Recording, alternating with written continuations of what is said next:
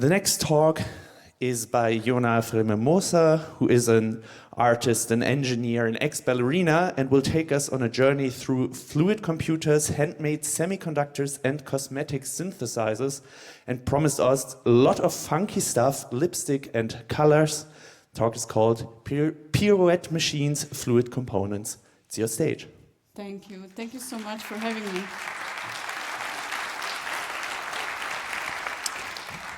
So I grew up in Romania, and I started my career as an artist dancing ballet. And one of the things that I was doing a lot when I was a child was to wear a lot of lipstick. And as I moved to Berlin and I started to work with electronics, so I moved to learn electronics, I realized there is a little connection between the lipstick that I'm wearing and then the materials that I'm soldering with.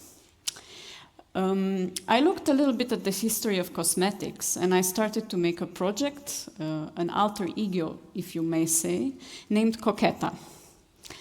One day, passing by on the streets of Berlin, I found this cosmetic box, and I thought, oh, this is fantastic. I will transform it into a filter.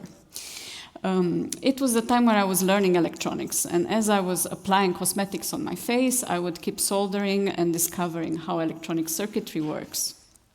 I took my shoes and I transformed them into synthesizers. This is what I call a Barbie rack. It's a Euro rack with a modular system that you can plug and play as you wish. During the pandemic, I was quite a little bit bored, so I decided to make this breast synthesizer where you can spin your nipples to create sounds. I took these cosmetic applicators and I transformed them into voltage sensors so that I could kind of interact with my face and the machines. For instance, a very bizarre thing is the eyelash curler. An eyelash curler is a little bit like a switch, if you may say. You can we put volume a bit louder, please? Much louder. Yes. Much louder. Yeah, now it's good. All right, so then I looked at the rest of the makeup routine, because there's 10 steps. If you look at YouTube videos, there's all this tutorial with women that put, now comes the foundation, now comes this. So let's see how these devices can be applied. I created a sound performance where I would apply one step at a time, and I converted all these instruments for cosmetics in sound instruments.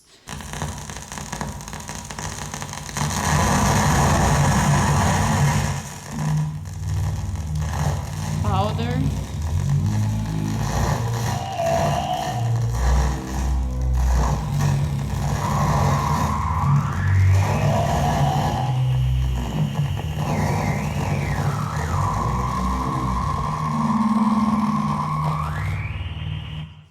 So each device, I constructed a sound for each device depending on what is its functionalities. If you know this, sometimes they put like a pate over the face. This is called a foundation. So you cover your whole face with this, and I thought it should sound really crispy. So I tried to compose a circuitry that would make this sound and interact with my face. But then came the touch, the lipstick. Yes, the lipstick is the key essential element for makeup. It has a really controversial history. And even more so importantly, it has a secret ingredient that comes from really deep down the earth. And that is lead, or galena. Lead is sweet, so lipstick always tastes sweet. But actually lead was introduced in lipsticks at the very beginning of age. And it is still used in lipsticks today. So I thought, this is quite poetic, I spend my days soldering with lead, and then I put lead on my lips, so there is kind of a connection. And also it's kind of interesting that the elements that are in my lipstick come from uranium, because lead is a stabilized form of uranium. So in a sense, I'm really embedded in this whole field of galena. So lead comes from a crystal called galena, and galena is a sulfide. It's a more complex crystal. The interesting thing about galena is that it's the first mineral that was used as a semiconductor. If you know what semiconductors are, they are these little tiny things that are in our phones in very small scales, as transistors. Of course, this very ancient semiconductor had a much simpler form. It was only used to demodulate radio signals. So I wondered, could my lipstick become a semiconductor? And this is something that I want to explore this year. Of course, these crystals were used for different radio sets, and because they were so easy to build, all these crystal radios, the early crystal radios, people took the technology in their hands. They understood their technology, they understood the hardware of their technology. And so was a whole cult of radio amateurs created at the beginning of the early 20th century. And here we have an example of a radio operator named IL, operator IL, code name for young lady operator. So when I designed my lipstick, I wanted to kind of make it sound like all of these things that for me were very important. And this is how I played it as a lipstick solo, and now I really want the volume up.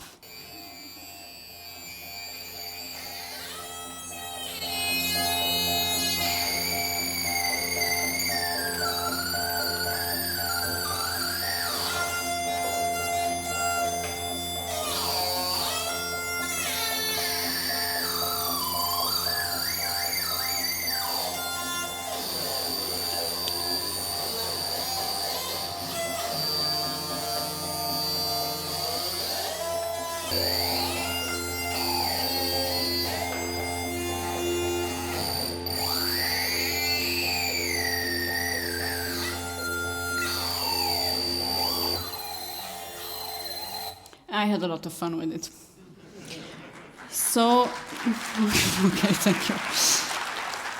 So it's 1924, and Oleg Loshev invents this machine called the Cristodyne.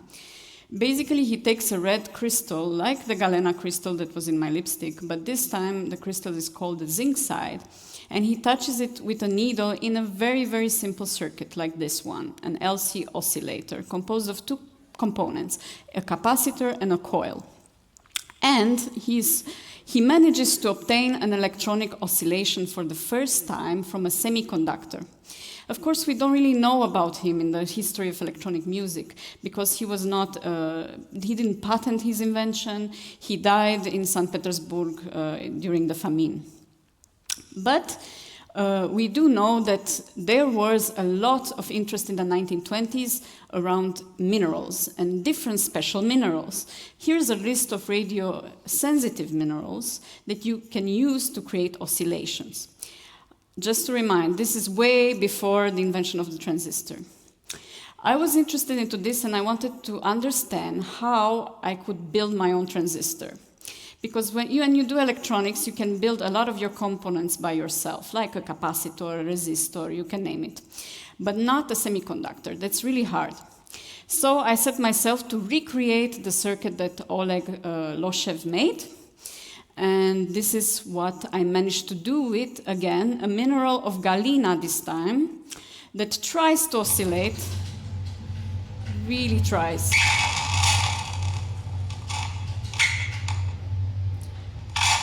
Then it does oscillate.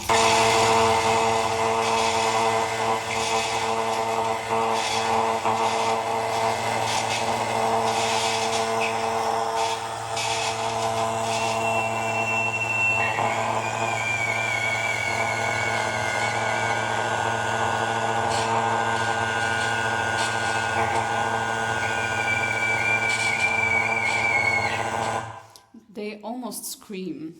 And I thought it was interesting because they come from the depths of Earth and they make this really insane sounds. So this is an installation that if you're in Berlin these weeks, you can visit at Labor 19. It's still there, and it's composed of 12 different minerals that each of them makes a specific sound from its chemical composition. So the circuit is very simple. I load them with high voltage, and because of the negative resistance of the stone, I managed to amplify and create an oscillation. So that was all very, very interesting, but I thought, okay, there is no use to just make pretty artworks, so I wanted to teach people how to build their own transistors. And this is how the Sizzling Semiconductor Workshop came to life. Actually, this whole research was kind of started as a workshop. For that, I thought, okay, well, minerals are rare and they're hard to get, so I need to find a different material. And thanks to Niall Steiner, which I really recommend visiting his blog, it's called Spark Bang Buzz, it's amazing, he experiments with galvanized steel. And he's able to achieve a mineral that is almost as potent as this red crystal that was used by Oleg Loshev. To do that, you have to take a piece of galvanized steel and incinerate it really hard, and it's going to form these little spots, these black spots, where there's a special oxide. And if you touch this special oxide with a needle, you can get amplification, exactly like a transistor. So I set myself to do this with lots and lots of people.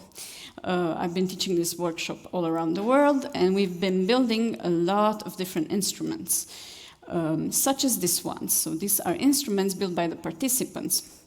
And I would introduce them to the history of electronics, the history of mining, and the politics of electronic parts. But also what was really important was that at the end we do something with these things. So this is how the Screaming Minerals Orchestra came alive, where we performed instruments made with our own transistors.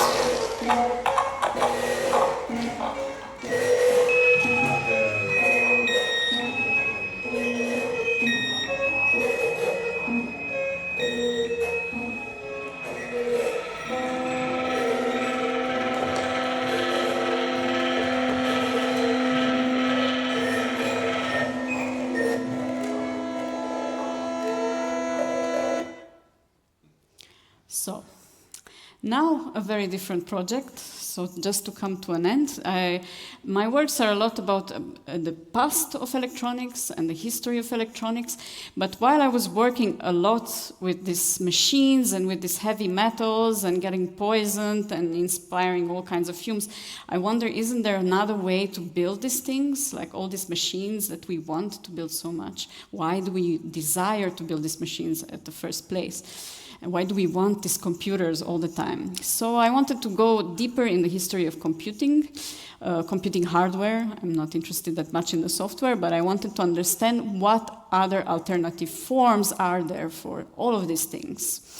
So to go back to our transistors and our minerals, Bell Labs introduces the first transistor. The first transistor in the 50s, first use that it has is to amplify an electronic guitar. A very different invention, but doing the same thing, is parallel introduced. It's called the fluidistor. It's a fluidic transistor. It works the same way like a transistor, but it doesn't use electricity.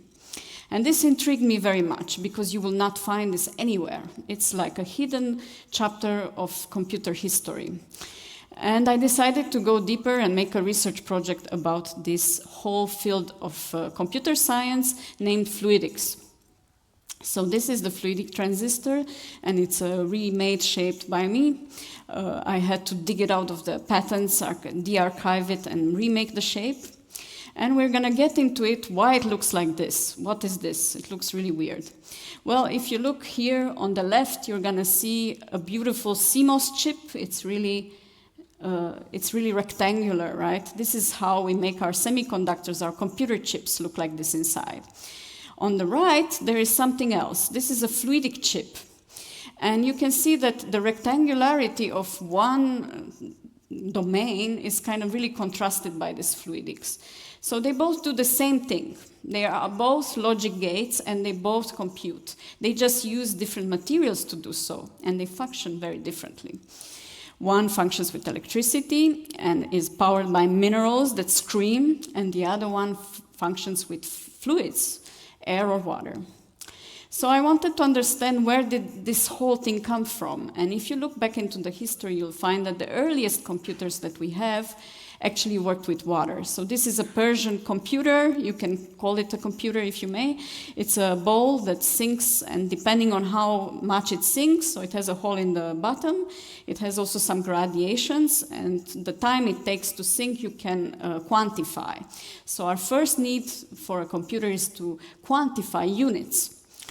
Another very beautiful example is Al-Jazari's inventions. He has a beautiful book about inventions that are become the basis of pneumatics and hydraulics. So in the left there is a clock as well that maps the workings of the sky, and on the right there is a perpetual flute, or what we could call today an oscillator that works with water. Also, if we go later, we will have the Moniac, invented by Bill Phillips. Moniac stands for a computer that will display the complex workings of the British economy. Phillips says money flows and so does water. So why not make a computer that can simulate a complex system through the flow of water? And he sets to do so, and he does it successfully. So there's different tanks, you can load it, the income comes as a stream of water, it will go into different parts and fill and empty and so on. So this is just a very short, brief intro to the history of fluidic computing. There is a lot more to say. But then I stumbled upon this field, fluidics, and I found these shapes, and they are so interesting. They look like clitoris shapes. They're beautiful. And I wanted to understand how they work. And they use basically an effect called the Coanda effect, which is named after Romanian physicist Henry Coanda. And we're going to watch a little video on how this effect works. При приближении стенки струя примыкает к ней. Это явление получило название эффекта Коанда. С ним мы часто встречаемся в повседневной жизни. Рассмотрим, почему он происходит. Эжекционные расходы с обеих сторон струи равны. При приближении стенки сечение снизу уменьшается, скорость эжекционного расхода растет, а давление падает. Поперечный перепад давления прижимает струю к стенке. Эффект Коанда связан с подсасывающим действием струи.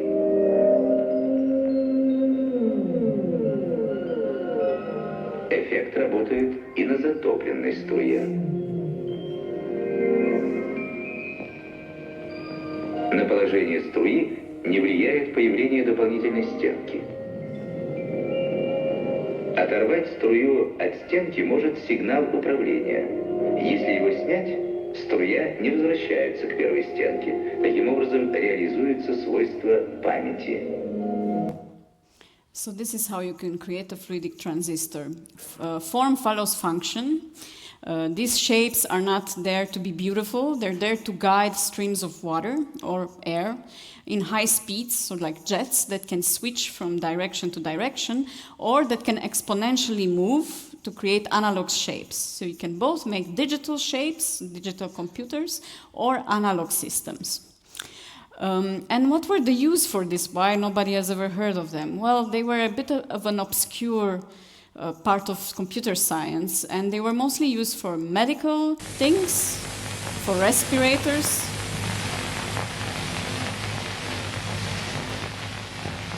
They were also used in alternative communication systems. This is a fluidic amplifier or fluidic transistor that can amplify voice. But the most widely used for them was automation. So you know all the robo arms in the factories. Actually, all these educational videos from USSR are from a system called the Volga jet system, which was used as automation. But another very interesting use was for space application, because fluids are not sensitive to radiation. You can send them to space, and they are very resilient, these computers, because they're just made of cavities. There is nothing. There's no power, in a sense. There's just a bunch of cavities that get filled and emptied at certain times. This is, for instance, an adder, a circuit that you could add with, and on the left you see there's an X-ray scan of how it would look inside. And they look so beautiful. So another very big use of them was computing. And there was an actual full computer, full Turing machine called Flodak, which was developed in the USA in the 1960s. Why did it fail? Well, it's too slow. This is the problem. Because it follows the natural rhythm of fluid flow, this technology couldn't compete with electronics. Electronics went way beyond. All of our machines are electronic today. They're all made of screaming minerals. But we could have had computers that work with air as well as electronics. When I started this project, one of the first things that I did was to look into the history of this and take the fluidistor, which is a memory bit, and make it work. And I made it volumetric out of glass. I worked with a glass blower in Romania. And then I thought, what kind of circuit can I make? How can I make a memory that is fluid? So I looked at old circuits. This is a fluidic shift register. That's a kind of a building block of computing. And I make this piece where it's a very stupid memory. It memorizes one bit of information at a time.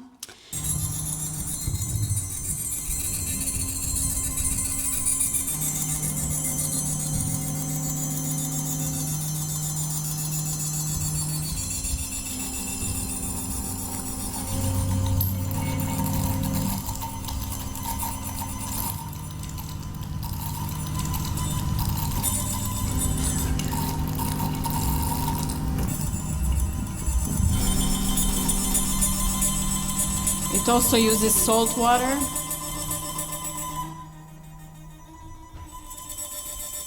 And it makes a sound each time a bit is memorized. But then I wanted to get deeper into this field, and I wanted to really index these shapes because they're so interesting. So this is, for instance, a chart of different logic gates. So logic gates are these like building blocks of computers. And usually you make them from transistors. In this case, they are made as shapes themselves. And I wanted to index them. And when I started, one of the things that struck me was the resemblance between these logic gates and the human anatomy. And as also Arthur Conaway says in this book, which is really beautiful, he's making a comparison of one logic element called the equivalence element and the human throat. So actually some of these logic elements are built after human anatomy. And I thought this was quite interesting. You can see also how the comparison. So I take this shape and I brought it back to life. This meant a lot of tries and a lot of reprints. And the final idea was, how about we make a fluidic kit, something that you can patch and play, something that you can bring to a workshop to teach about computing. This is not a new idea. This was already made. This is how these systems were commercially sold to people. This is the Volgajet system that also had this kind of chips.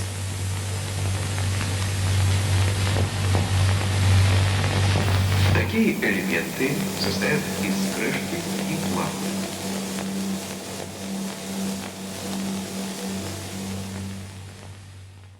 So you could see that they were comprised of kind of a cavity in a flat plate, and this seems to work even better than volumetry.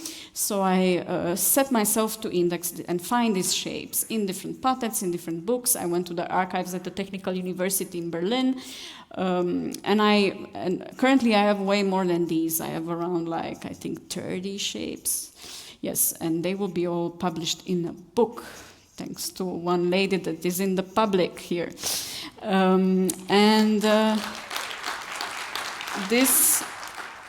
So I made this fluidic prototype, which was comprised of this kind of panels. Each shape is quite small. Here they're not working perfectly. But what I also wanted to set myself to do was to build an actual computer, or what I believe would be a nice computer. So I started with the clock. The clock is the heart of the computer, and I wanted to make an oscillator work with fluidics. And to make an oscillator work, I took this fluidic transistor, and I feedbacked the inputs and the outputs. So you see in the left, there's a transistor, in the right, there's an oscillator. And this is how it works, and this one actually works, and you can see, if you look carefully at the movement in the water jets, it's jumping from one leg to the other, so it's switching, and it's a low oscillator. So this was presented in a new installation at Mindblau Projektraum with Zingur, where I managed to set the whole computer in one big room, and each component is milled in a plexiglass plate. So you can see this is the same oscillator, but now instead of water it uses air, so it makes a sound. It's like a whistle. It's feedbacking and it whistles.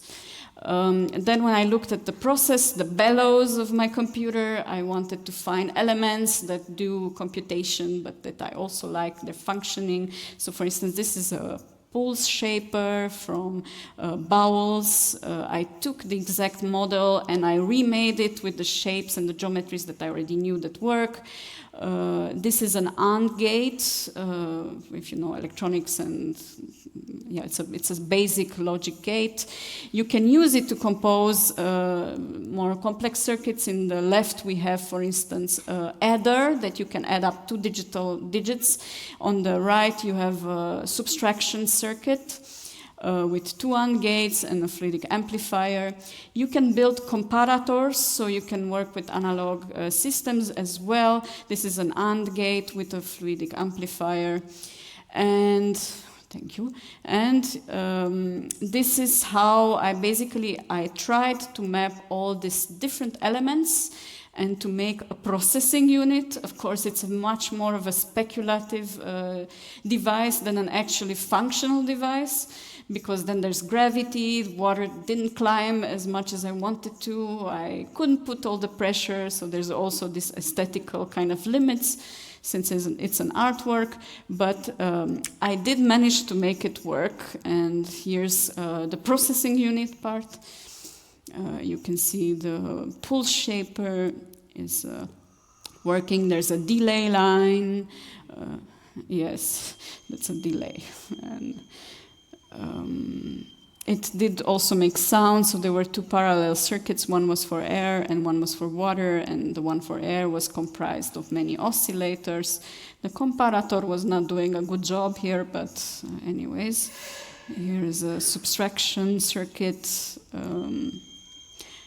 Yeah, this exhibition just closed very, like 1-2 weeks ago. And I also wanted to, because to be a computer you have to, you know, process something, but you have to also sense to process. What do you process? So I looked into sensors, and I looked into a particular one which I thought it was funky. Here you have a NOR gate, so one of these other very simple logic gates that functions with the Quant effect. Basically the one string is always pushed to the right in this case, unless there is not a control which pushes it to the left.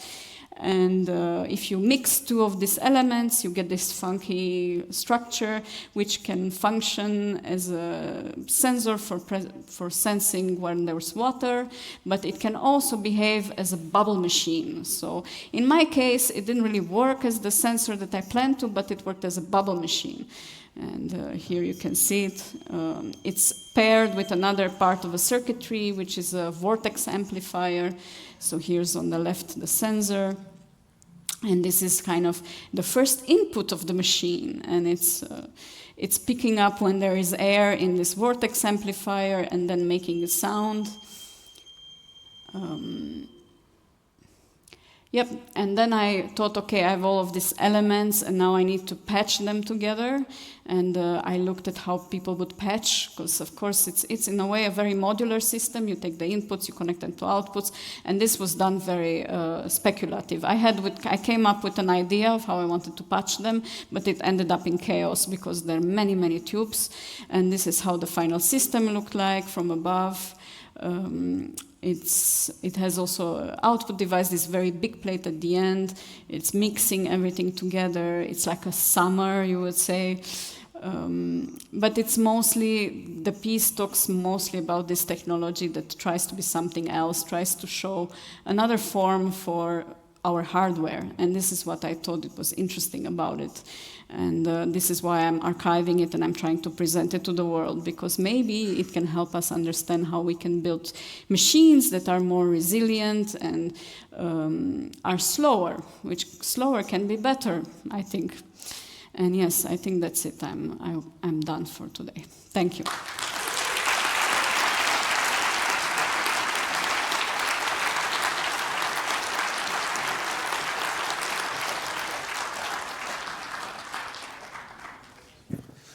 Thank you very much for your talk. We still have 10 minutes left for Q&A. So if you have any questions, just come to the microphones and ask. Do we have a question from the internet? No questions from the internet yet.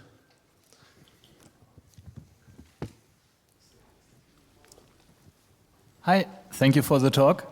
Can you remember maybe a name of the space mission? Maybe you read something where this was used, because you said earlier that it was used in space. Do you maybe remember? It was designed for space. They didn't actually use it, but NASA has a whole book about trying to implement fluidics into space. I think what got implemented was that they used amplifiers a lot for aeronautics, for moving pneumatic stuff like wings, flaps, and things like this.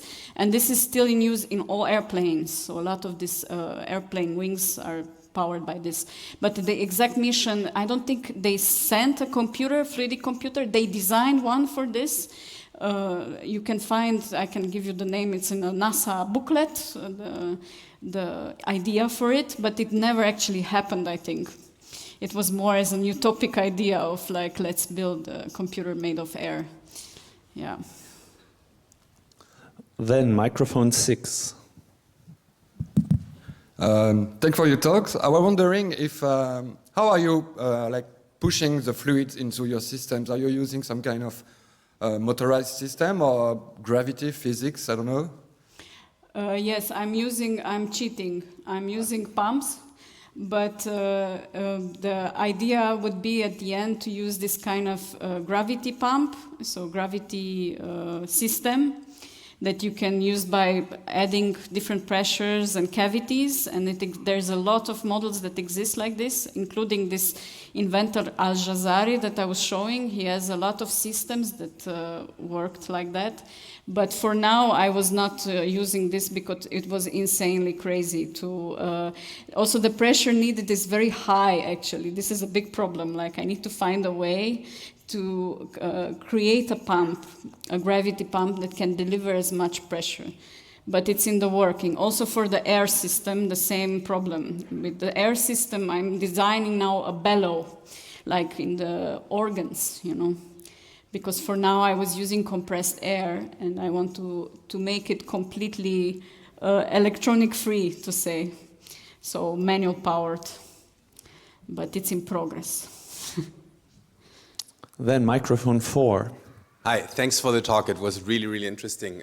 I also fell down this fluidics, computation, music rabbit hole, and I noticed that most instruments are either earth, like hitting and stuff, or vibrations, or air, and there are virtually no water instruments. And I was wondering, did you find the same? If you did, did you find an explanation for that? And if you didn't, do you care to speculate? Yes, I mean, if water is mercurial, you know, it's a nightmare to work with water. That's why. You have no idea how painful it was to do this. It was absolutely excruciating. It was leaking. Even in the exhibition, I had to go every week to like fix another leak. One was, that's why. I think this is the main reason. It's a pain in the ass. But I think, you know, when I did this other work where I wanted to get the sound out of water, for instance, I use salt water. So I use the chemical presence of salt in the water. It's hard to to make sound out of water, but you can use it to move air. And this is also what you see in this Al-Jazari perpetual flutes. He's basically powering a system of water that is like moving, and then it's creating pressure in air, and then the air escapes. This was something that was used a lot. So actually most of the mechanical instruments at the beginning of time were all powered with water. So it's a very big history. If you look, especially in the Arabic world, like all of these instruments, they work with water. The first computers, they all work with water. So yeah, I would say it got out of fashion just because it's so difficult to work with it, but there's a lot of potential. And I'm also interested now to try to find a way to bring water as the main medium of sound sound generation, let's say like this. There's many ways you can do that, and I think it's becoming a big trend also. Like, yeah. Then microphone 1. Yeah, so thank you very much for the inspiration. By the way, in the Alhambra there is a pump that climbs 6 meters, the water. Really? Yes, I think it's from Al Jazeera. Yes. Yeah, so if you look at the Alhambra, you'll find 6 meter climbing water without anything. But anyway, I just wanted to ask if you have considered like downsizing, downgrading this to smaller sizes, and where do you find like the obstacles of all the other physical effects coming into play when you downsize? Any idea on that? Well, the thing is that basically you can downsize. It's better to have them smaller. The commercial system that were sold were like this. They were small, very small. The smaller, the preciser, and the less power you need to drive it. The reason why I made them big is also because I want to show to people, big, you know, so they can follow it, and with water and small you can't see it. But the other reason was the limits that I had with manufacturing them, because you need to mill them, and you need milling machines that are really precise. And this was for me like just finding the budget and the resources to make it was very difficult. But for instance, today fluidics is being used. So I have a friend who's a physicist, and he has a thesis in fluidics. He's the only person I found to do this, and he works with acoustics, and he's doing ultrasonic transducers, but very, very, very small, like super tiny, and they're testing concrete for nuclear applications with this. So most of the things that are done with fluidics are small. I made them big just to show it, to show off, you know, but it should be small, and I think that's the best way, actually. Thank you very much. And with no more questions left, no questions from the internet, this concludes this talk. Thank you very much, Ioana. Thank you.